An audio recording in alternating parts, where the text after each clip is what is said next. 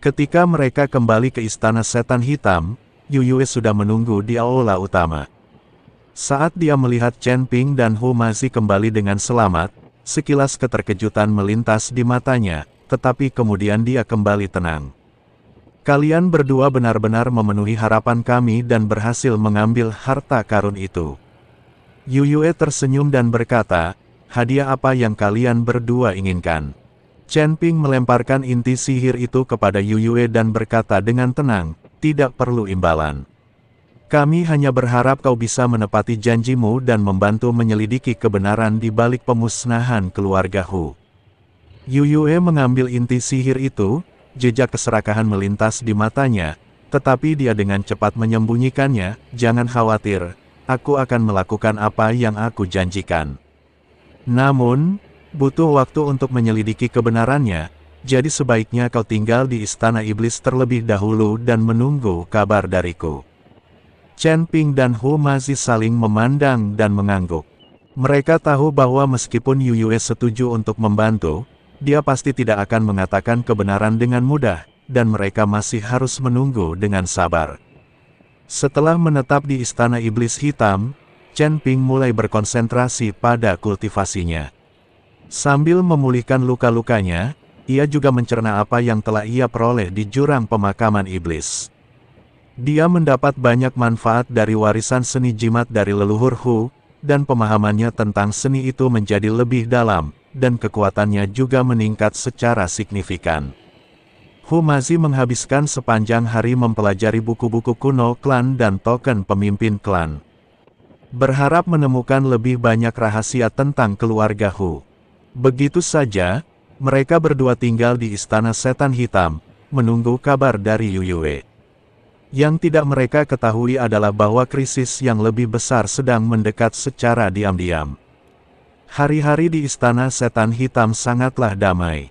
Yu Yue tampaknya benar-benar menepati janjinya, tidak hanya tidak menuntut apapun, tetapi juga mengirim orang untuk mengirimkan banyak pil penyembuh dan sumber daya kultivasi. Sikapnya yang begitu hormat membuat orang-orang waspada. Luka-luka Chen Ping telah lama disembuhkan dengan nutrisi dari teknik jantung konsentrasi, bahkan memanfaatkan kesempatan dari luka ini untuk memurnikan kekuatan spiritual dalam tubuhnya agar lebih murni, hanya selangkah lagi untuk mencapai tingkat ketujuh alam abadi tersebar. Selain berlatih setiap hari, ia juga berkeliling Istana Iblis. Meskipun tampak acuh tak acuh, sebenarnya ia diam-diam menyelidiki kekuatan dan kelemahan Istana Iblis. Hari itu, dia berjalan menuju sebuah bebatuan di taman belakang Istana Iblis dan tiba-tiba mendengar percakapan tertahan yang datang dari balik bebatuan itu. Petik 2. Penyihir, apa kau benar-benar akan membiarkan kedua manusia itu pergi? Inti sihir itu adalah kunci untuk membantumu menembus kemacetan, kata sebuah suara serak. Apa terburu-buru? Ini adalah suara Yu Yue, dengan sedikit senyum dingin, karena kedua manusia itu mampu kembali hidup-hidup dari jurang pemakaman iblis. Mereka pasti memiliki sesuatu yang luar biasa. Terutama Chen Ping, yang kekuatannya tak terduga. Daripada menjadikannya musuh, lebih baik kita memenangkannya untuk sementara waktu. Ketika aku menyempurnakan inti sihir dan mencapai tingkat keempat alam abadi duniawi, tidak akan terlambat untuk menghadapinya. Tapi, anak dari keluarga Hu itu sudah mulai menyelidiki kebenaran di balik pemusnahan keluarga itu. Bagaimana kalau dia tahu? Jadi bagaimana kalau mereka tahu? Yu Yue mendengus dingin, apa yang terjadi saat itu dilakukan dengan sangat rahasia, bahkan jika dia menemukan petunjuk apapun, tidak akan ada bukti. Lagi pula, dia masih dalam kendali kita dan tidak mungkin menimbulkan masalah besar. Kalau begitu aku lega. Ngomong-ngomong, beberapa kekuatan di sekitar Gunung Jiupan sudah mulai bergerak dan sepertinya ingin mendapatkan harta karun dari jurang pemakaman iblis. Apa kau mau aku mengirim seseorang untuk mengurus mereka? Tidak perlu. Yu Yue berkata dengan tenang, biarkan mereka membuat masalah. Ini kesempatan bagus untuk menguji kekuatan kedua manusia itu. Jika mereka mampu menghadapi kekuatan-kekuatan itu akan menjadi yang terbaik. Jika tidak, maka kita tidak perlu melakukan apapun jika mereka mati. Suara dari balik bebatuan perlahan menghilang. Chen Ping diam-diam berjalan keluar dari balik bebatuan dengan sedikit rasa dingin di matanya. Benar saja, Yu Yue tidak berniat membiarkan mereka pergi sejak awal. Apa yang disebut bantuan dalam menyelidiki kebenaran hanyalah taktik menunda. Dia kembali ke kediamannya dan menceritakan kepada Hu Mazi apa yang didengarnya. Mendengar ini, Hu Mazi murka, Yu Yue ini kejam sekali. Kita harus menemukan cara untuk mengungkap wajah aslinya. Jangan khawatir, Chen Ping memegang bahunya dan berkata, kita belum tahu detail Istana Iblis Hitam. Tindakan gegabah apapun hanya akan membuat musuh waspada. Tugas yang paling mendesak adalah meningkatkan kekuatan kita secepat mungkin dan menemukan bukti kebenaran di balik genosida. Tetapi, di mana kita harus mulai sekarang? Hu Mazi mengerutkan kening, kita telah membaca buku-buku kuno Istana Iblis, dan tidak ada catatan rinci tentang kebenaran di balik genosida tersebut. Mungkin, kita bisa mulai dengan pasukan di sekitar Gunung Jiupan.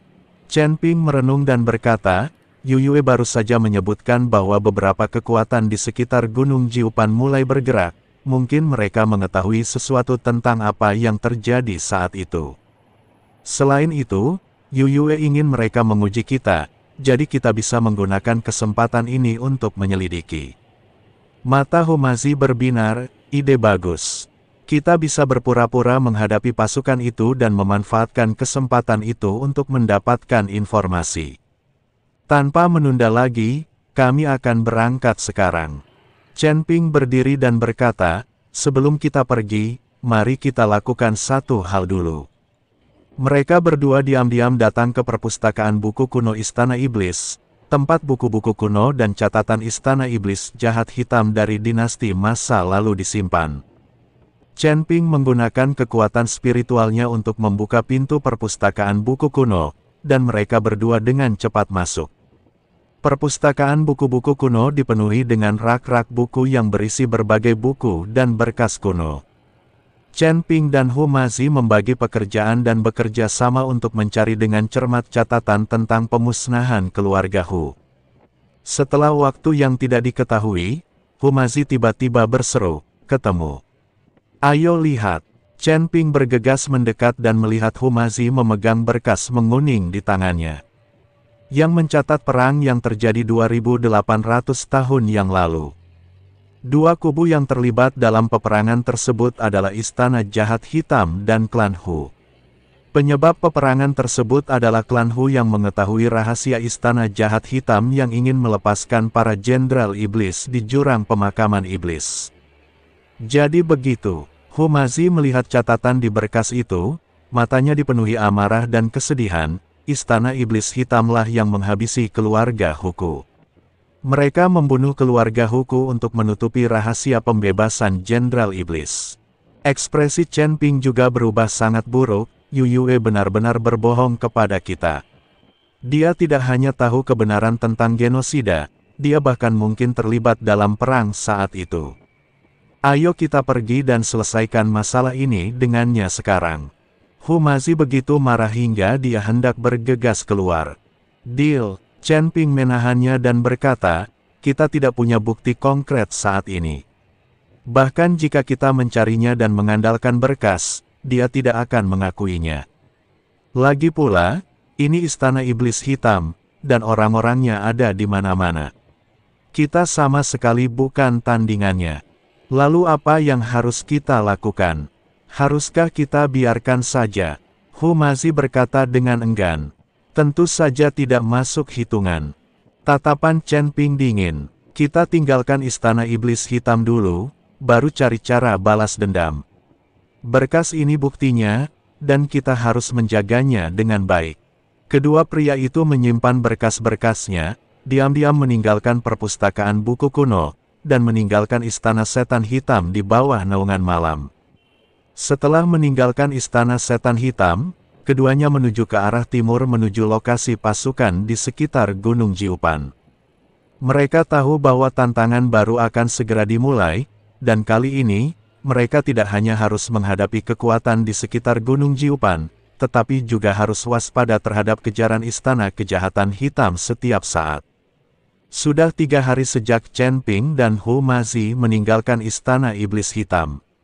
Mereka menuju ke timur, menghindari beberapa gelombang patroli iblis di sepanjang jalan. Meskipun energi iblis di luar Gunung Jiupan tidak sekuat yang ada di bagian yang lebih dalam, namun tempat itu dipenuhi dengan keheningan yang mencekam, bahkan jejak burung dan binatang buas pun sangat langka. Chen Ping, hutan berkabut ada di depan. Hu Mazi menunjuk ke area di depan yang diselimuti kabut putih. Peta kulit binatang menandai area ini sebagai wilayah Desa Angin Hitam. Desa Angin Hitam adalah sebuah desa pegunungan di pinggiran Gunung Jiupan. Konon, pemilik desa tersebut adalah seorang kultivator iblis di alam abadi bumi, biasanya mencari nafkah dengan merampok kultivator yang lewat dan berperilaku sangat mendominasi. Chen Ping menatap kabut tebal itu, sedikit mengernyit. Kabut ini tidak biasa, mengandung roh jahat, aku khawatir ini ilusi. Penggarap iblis paling jago dalam metode yang tidak lazim ini. Hu Mazi menggenggam erat pisau pendek di pinggangnya. Sejak mewarisi warisan leluhurnya, persepsinya terhadap energi iblis menjadi jauh lebih tajam. Haruskah kita menghindari tempat ini? Menghindarinya hanya akan menimbulkan kecurigaan. Chen Ping menggelengkan kepala dan mengeluarkan 2 pil King Shen dari bungkusnya. Minumlah ini untuk melawan erosi ilusi. Ayo kita berpura-pura menjadi biksu yang lewat dan menjelajahi detail Desa Angin Hitam dulu. Mereka berdua meminum pil pembersih roh dan berjalan memasuki hutan berkabut. Kabut menyelimutiku bagai sutra dingin, dan jarak pandang hanya kurang dari 1 meter. Bisikan-bisikan samar terdengar di telingaku, seolah-olah ada banyak pasang mata yang mengawasiku dalam kegelapan. Hu Mazi menggenggam token pemimpin klan erat-erat. Cahaya putih yang dipancarkan token tersebut mampu mengusir kabut di sekitarnya, membuatnya merasa jauh lebih tenang. Energi iblis di hutan ini sangat beragam, dengan lebih dari 1 jenis pembudidaya iblis. Sepertinya Desa Angin Hitam telah mengumpulkan banyak iblis. Indra spiritual Chen Ping menyebar dengan tenang, tetapi terganggu oleh roh jahat dalam kabut, dan hanya dapat menjelajahi area dalam radius 10 kaki. Hati-hati, ilusi di sini dapat memengaruhi kesadaran Anda, jangan tertipu. Setelah berjalan sekitar setengah jam, sebuah persimpangan jalan tiba-tiba muncul di hadapan mereka. Di persimpangan itu berdiri sebuah prasasti batu dengan 3 kata, Desa Angin Hitam terukir di atasnya. Tulisan tangannya miring, memperlihatkan aura pembunuh. Pergilah ke arah ini. Chen Ping menunjuk ke arah jalan di sebelah kiri, di mana roh jahat lebih kuat dan sudah jelas itu adalah arah menuju desa pegunungan. Tepat saat keduanya berbelok ke kiri, suara derap kaki kuda tiba-tiba terdengar dari kabut, dan selusin pembudidaya iblis yang menunggangi serigala hitam muncul di depan mereka, menghalangi jalan mereka. Para pembudidaya setan ini semuanya berwajah garang, memegang pisau dan kapak, dengan keserakahan terpancar di mata mereka. Saya yang membangun jalan ini, saya yang menanam pohon ini, kalau kalian mau lewat sini, kalian harus keluar uang buat ongkos. Pemimpin para kultivator iblis adalah seorang pria kekar berkepala serigala, memegang kapak raksasa di tangannya dan menatap tajam ke arah Chen Ping dan Hu Mazi. Hu Mazi hendak mengambil tindakan ketika dia ditahan oleh Chen Ping. Chen Ping mengeluarkan sepotong kecil batu abadi dari tangannya dan melemparkannya kepada pria berkepala serigala itu. Kami hanyalah biksu yang lewat, dan kami ingin meminjam tempatmu untuk beristirahat semalam. Hadiah kecil ini bukanlah sebuah penghormatan. Pria kekar berkepala serigala itu mengambil batu abadi itu, menimbangnya, dan menunjukkan sedikit rasa jijik di wajahnya. Hanya batu abadi kecil ini. Apa kau mengusir seorang pengemis? Serahkan semua harta karun itu padamu, kalau tidak, jangan salahkan aku karena bersikap kasar. Para pembudidaya iblis di belakangnya juga mulai membuat keributan dan mengayunkan senjata mereka, dan suasana tiba-tiba menjadi tegang. Tatapan mata Chen Ping berkilat dingin, namun ia masih menahan keinginan untuk menyerang. Kami hanya kultivator biasa, kami tidak punya harta apapun, mohon bersabar. Penggarap diri sendiri. Pria kekar berkepala serigala itu mengamati kedua orang itu dari atas ke bawah, tatapannya jatuh pada token pemimpin klan di tangan Humazi. Jejak keserakahan terpancar di matanya. Liontin giok di tangan anak itu terlihat bagus, serahkan saja, dan kakek akan membiarkanmu pergi. Wajah Humazi menjadi gelap dan dia menggenggam token itu erat-erat. Ini adalah pusakaku, aku tidak akan pernah menyerahkannya. Jika kamu tidak menerima roti panggangku, aku akan menghukummu. Pria berkepala serigala itu meraung dan mengayunkan kapaknya ke arah Humazi, tangkap aku. Lebih dari selusin pembudidaya iblis segera mengepung mereka, menghunus pedang dan kapak, dan menyerang kedua pria itu. Chen Ping tidak ragu lagi lah mengaktifkan kekuatan spiritual di tubuhnya, dan sebuah perisai emas muda menyelimuti mereka berdua. Pada saat yang sama, dia memanggil pedang pembunuh naga, dan energi pedang emas melesat keluar, seketika menghantam beberapa pembudidaya iblis yang menyerbu di depan. Pria kekar berkepala serigala itu tidak menyangka Chen Ping begitu tangguh, lah terkejut, tetapi segera bereaksi, lah meraung, dan kapak gunung itu menghantam perisai Chen Ping dengan suara angin yang tajam. Dengan suara klang yang nyaring, perisai itu bergetar hebat, tetapi tetap utuh. Dengan kemampuan sekecil ini saja, kamu berani merampok orang di jalan. Chen Ping mendengus dingin, dan pedang pembunuh naga melesat bagai aliran cahaya, seketika menembus bahu pria berkepala serigala itu. Ah! Lelaki berkepala serigala itu menjerit, menutupi bahunya yang berdarah dan melangkah mundur berulang kali, matanya penuh ketakutan. Kau, siapa kau? Biksu yang lewat, kata Chen Ping dengan tenang, kalau kau tidak mau mati, minggirlah.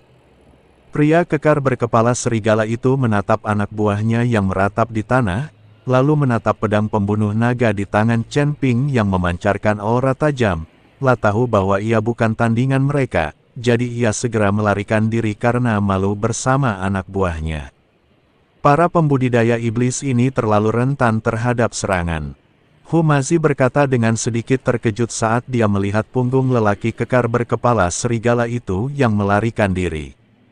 Mereka hanya antek-antek, tuan yang sebenarnya seharusnya ada di desa angin hitam. Hati, Chen Ping menyimpan pedang pembunuh naga dan berkata, ayo terus bergerak maju dan berhati. Keduanya terus masuk lebih dalam ke hutan berkabut. Setelah berjalan sekitar sebatang dupa, kabut di depan mereka perlahan menipis, dan sebuah desa pegunungan yang luas muncul di hadapan mereka. Dinding desa pegunungan itu dibangun dengan batu-batu hitam besar, dengan bendera hitam di atasnya dan pola kepala serigala ganas yang dilukis di atasnya. Di pintu masuk desa berdiri dua monster beruang setinggi 3 meter, memegang palu besar dan menatap orang yang lewat dengan mata waspada. Ini adalah desa angin hitam.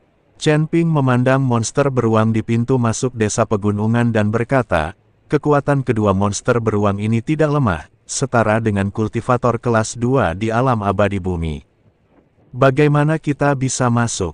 Tanya Humazi. Langsung masuk, kata Chen Ping, kita akan berpura-pura menjadi biksu yang datang mencari perlindungan di desa angin hitam dan memanfaatkan kesempatan ini untuk mendapatkan informasi.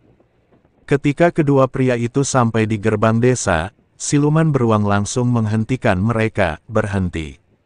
Siapa kalian? Apa yang kalian lakukan di desa angin hitam? Kami biksu yang lewat dan ingin berlindung di desa angin hitam.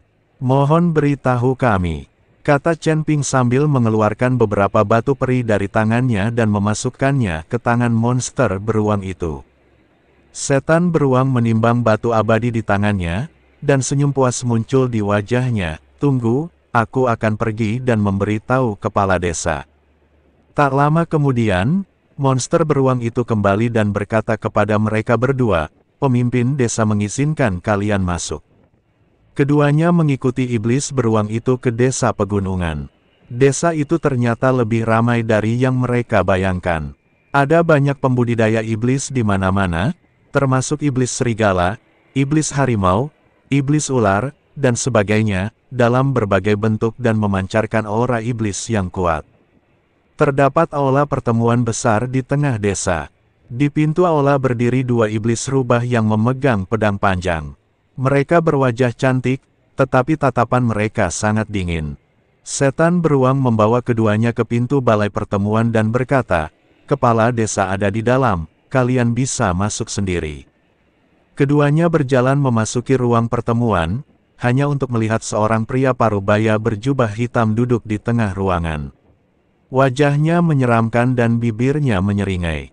Dia adalah pemimpin desa angin hitam, iblis tua angin hitam. Di kedua sisi iblis angin hitam tua berdiri selusin pembudidaya iblis. Semuanya memiliki aura yang kuat dan jelas merupakan anggota inti desa angin hitam. Apakah kalian para pendeta yang datang untuk mencari perlindungan padaku? Iblis tua angin hitam menatap Chen Ping dan Hu Mazi dengan kilatan pengamatan di matanya. "Baik, kepala desa," Chen Ping berkata, "kami mendengar bahwa desa angin hitam sangat kuat, dan kami ingin bergabung dengan pemimpin desa dan bekerja untuknya." "Oh, apa yang bisa kamu lakukan?" Setan angin hitam tua bertanya.